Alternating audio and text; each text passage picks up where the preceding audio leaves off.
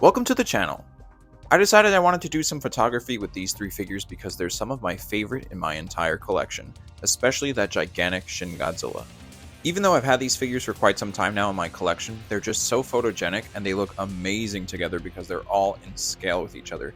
For those of you who are unfamiliar with these figures, these are all from the company X Plus, and these are all the clear red Rick versions, so they go together perfectly. It's been a while since I did any sort of photography, but my love for these figures really ignited the passion to make this video and do this photography with them.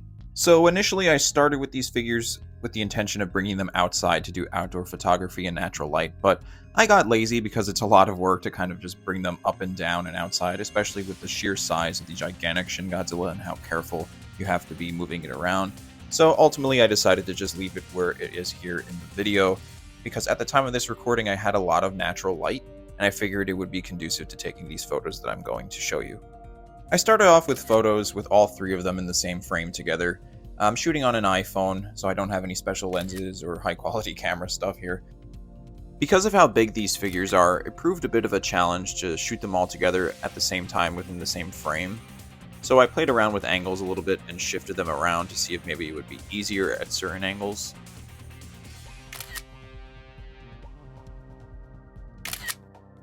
Now, while the photos looked good and I liked the angles, I realized that it would probably be easier to sort of individually photograph each figure and then splice them into photos together with Photoshop. That way I could sort of get them at any angle and different lighting in a much more dynamic way than trying to fit them all together at the same time.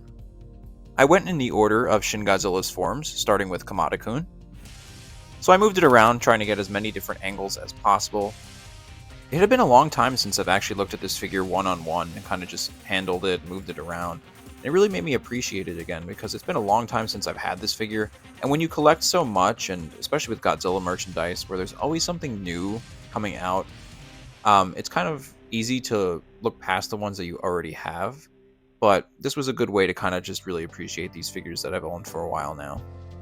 Especially at certain angles, it's really interesting how this figure, and I guess just the design for Kamado Kun in general, is just so eel-like.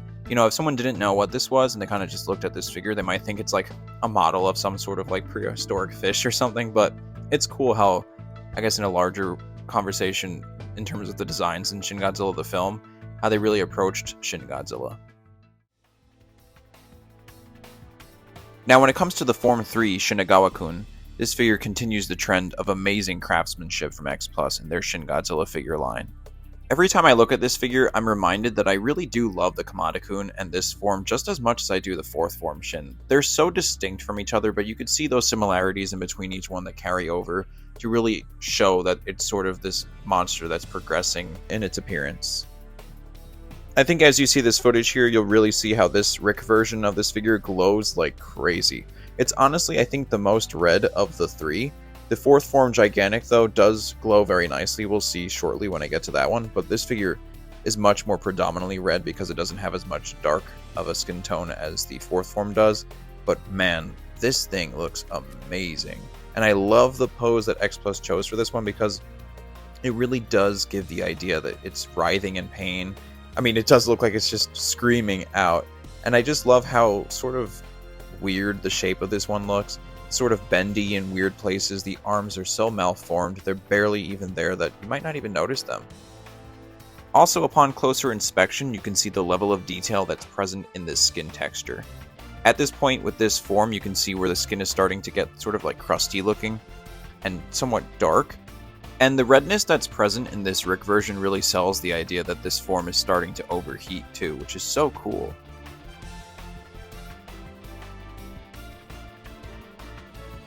And finally, we make our way to photographing the fourth form of Shin. I could stare at this figure all day.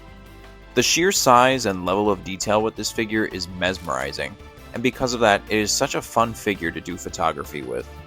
Every inch of this figure is just so detailed and photogenic.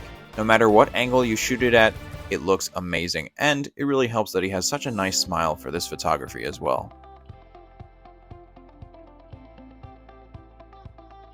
The pose that X Plus chose for this figure really allows for a dynamic range of photography that you can do with this, because normally while Shin Godzilla is mostly static throughout the film, This particular sort of hunched mid-turn look allows for very different angles and appearances of the figure. And as we look through this footage of Shin, you can see all the red sections that really glow under certain light, just like the third form that we just took a look at as well.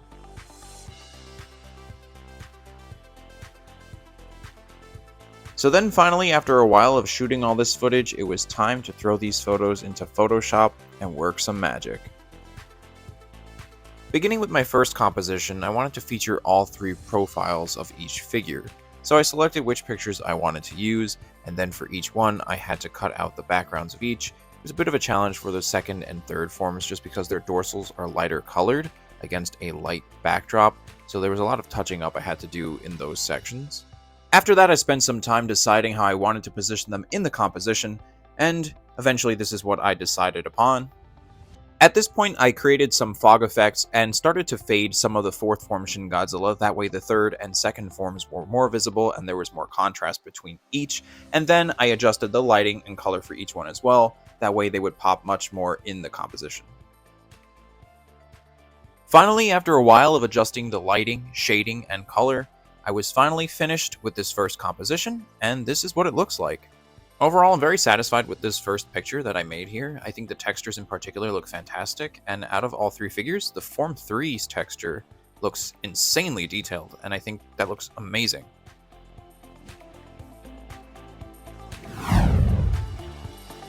Moving on to the second composition, I started with the same process of cutting out the images that I wanted to use for each figure. Now this time around, I wanted to do something more with a cityscape and more of a background to it as opposed to sort of just a blank sky. So I found some images that I had taken in the past that I liked, and I sort of just fused them together. I cut them out and inserted the figures into the composition and began trying to figure out exactly what sort of placement I wanted each one to have. For this particular image, it really started to come into fruition, I think, when I established the cityscape and I realized I sort of had this foreground with a lot of water. So I decided that I wanted the Form 2 of Shin Godzilla to be in the forefront, sort of swimming and coming out of the water. To achieve this, I kept the Form 2 figure in a separate layer on top of the water layer, and then I erased around the edges of the figure to give this semi-submerged appearance. Then I created some dust effects to mask the section where the water meets the cityscape. And after that, I spent a lot of time tinkering with the lighting and adjusting the shading for each figure, the buildings, and basically the entire composition. Since this is a more photorealistic composition compared to the first one I did before, the hardest part here for me is really matching the lighting and shading between all elements. Now I'm definitely not perfect at it, but I think with the final result, I'm satisfied with it.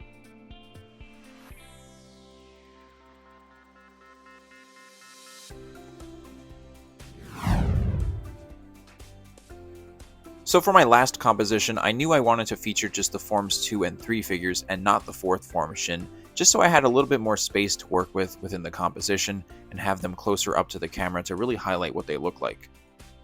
After spending so much time on the previous composition, I knew I wanted to make this one a little bit more simple, so I opted in for this cloudy sky background.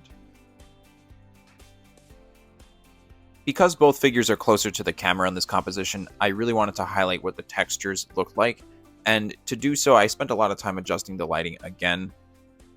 Visually, I wanted to feature both figures facing opposite directions in order to accentuate their very odd shapes. I spent a lot of time deciding which photos I wanted to use for this composition, but ultimately I decided on these two renditions of these figures. I really love this sort of low angle looking up at the Form 3 Shin. It just really shows how long the neck is, and I love how small the arms look, and it just really makes it feel like he's bending forward and yelling. And of course, the Kamado Kun always looks like he's smiling and has no idea what's going on. And this is the final product.